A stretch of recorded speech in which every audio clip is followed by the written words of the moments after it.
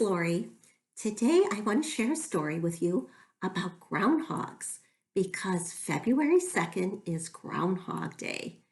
And legend has it that on February 2nd, if a groundhog comes out of its burrow and sees its shadow, we're going to have 6 more weeks of winter. Now, that's a good thing if you like winter. Otherwise, not so much. But at the end of this book, there's some facts about groundhogs and how they live, and it's really interesting. So I wanted to share that with you after the story. But first, before our story, we always sing you our hello song. If you'd like to read a book, clap your hands. If you'd like to read a book, clap your hands. If you'd like to read a book, listen up and take a look. If you'd like to read a book, clap your hands. If you'd like to read a book, say shh, shh. If you'd like to read a book, say shh, shh. If you'd like to read a book, listen up and take a look. If you'd like to read a book, say shh, shh. Okay, our story today is Go to Sleep, Little Groundhog. And the author is Claude Clement. As the first snowfall arrived in the mountains, the animals prepared for the long winter ahead. Families snuggled together in burrows and caves and started getting ready to sleep.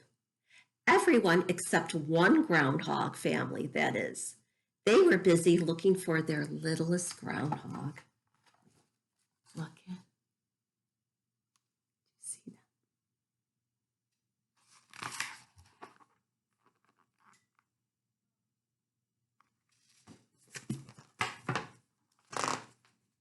The little groundhog was still outside because she wanted to play a while longer. She romped up the hill with her friend the goat. "My little groundhog," her mother called. "Please come into the burrow right away. It's time to go to sleep." "Oh, Mama," the little groundhog begged, "just a few more minutes. After I play a bit, I'm sure I'll feel like going to sleep." "5 more minutes," said her mother. "Then it's bedtime." So off the little groundhog went. How cute they are.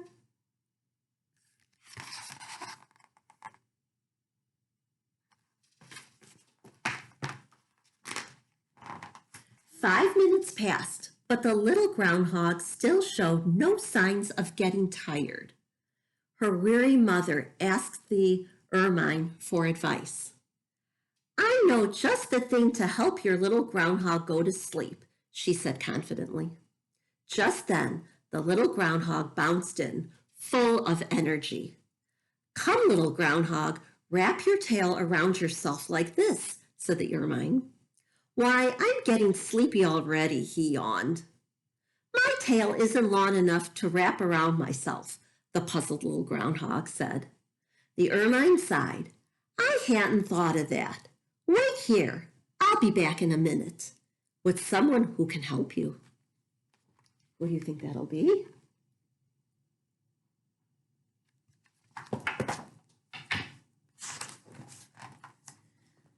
The ermine dashed out of the burrow into the snow to find his friend the lizard. Meanwhile, the little groundhog huddled in the burrow, wide awake. "The little groundhog can't fall asleep. I'll show her exactly what to do," said the lizard after hearing the ermine's story. "It's easy, and it works every time." And with that, the lizard and the ermine scurried off to the groundhog's burrow.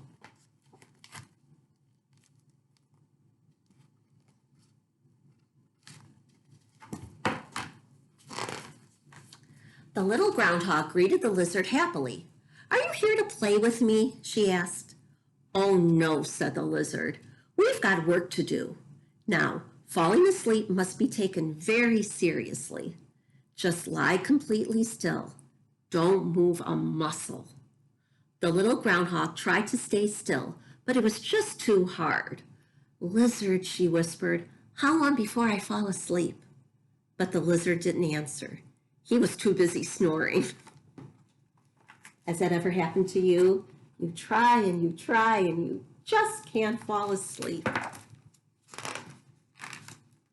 Just then, a rabbit hopped in. "Hello, little groundhog," he said. "I heard you're having trouble falling asleep. The trick is to count twitches." "Twitches?" asked the little groundhog. "Like twitching my nose?" "Exactly," said the rabbit. So together they twitched noses, counting every twitch. But before they even got to 10, the rabbit was sound asleep. The little groundhog's parents closed their weary eyes to think. "What shall we do?" her father asked her mother.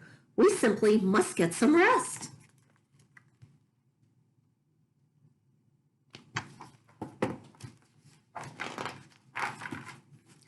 Before her mother could answer, there was a knock at the entrance to the burrow. There, shivering in the cold, stood a tiny cricket. "I'm sorry to bother you," the cricket began. "Do you have a warm spot for me inside your burrow? In exchange for your kindness, I will be happy to play some songs for you." The groundhog family quickly welcomed the poor cricket into their snug burrow. Once he warmed up, he began to rub his wings together to play a lively tune. Let me show you the cricket.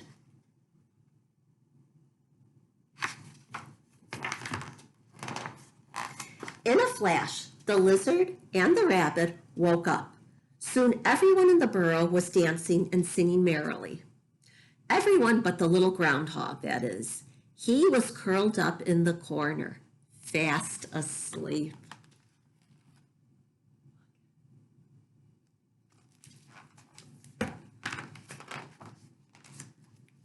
The cricket continued chirping as the guests danced their way out of the burrow and back to their home. Then the groundhog family quietly snuggled around the little groundhog and happily closed their eyes for their long winter nap. "Good night, little groundhog," the cricket chirped softly. Look at, they're all in a little pile. Look how snug and cozy they look. That was the end of our story. Now here's some facts about groundhogs. During the summer, groundhogs like to eat grass and roots. They eat so much that they are able to survive the long winter without having to search for food. In winter, groundhogs snuggle in their burrows to sleep until the following spring, just like in our book. Groundhogs' burrows are underground tunnels with many entrances and little rooms. Before leaving the burrow, a groundhog will poke his head up to make sure there is no danger outside. Baby groundhogs are born in late March, after the long winter is over. Mother groundhogs may have as few as 2 or as many as 10 babies in a litter. Now, this is just what I told you at the beginning of our story. February 2nd is Groundhog Day.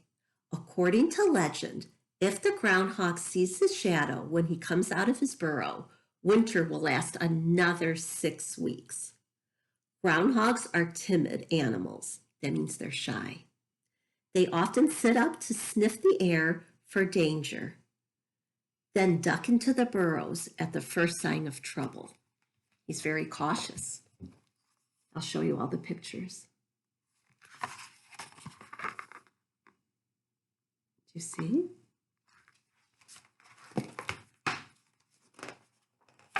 The end. Yay! I hope you enjoyed my story, and I hope you learned a little something about groundhogs. I actually learned some new facts myself. So when maybe on TV you'll see the groundhog, they usually have it on the news, and they usually hold him up, and they'll see if he saw his shadow or if he didn't. And if he didn't see his shadow, that means we're going to have an early spring. So we'll see what happens. So I hope you enjoyed my story. Now I want to sing you our goodbye song. Oh, it's time to say goodbye to our friends. It's time to say goodbye to our friends. Story time is done today, so come again another day.